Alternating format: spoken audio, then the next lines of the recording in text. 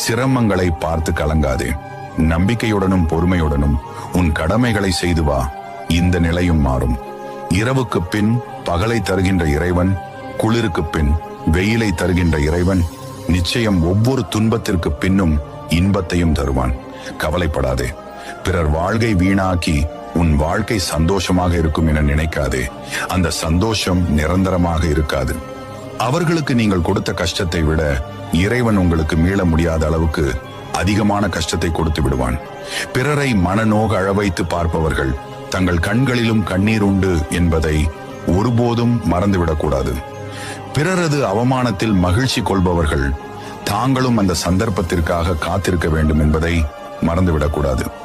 உனக்கு புதிதாக ஒன்று கிடைக்கப் போகிறதே என்று பழகிய ஒன்றை வெறுத்து விடாதே. வரப்போவது உனக்கு வலியை தந்தால் இழந்ததை உன்னால் மீண்டும் அடைவது கடினம்.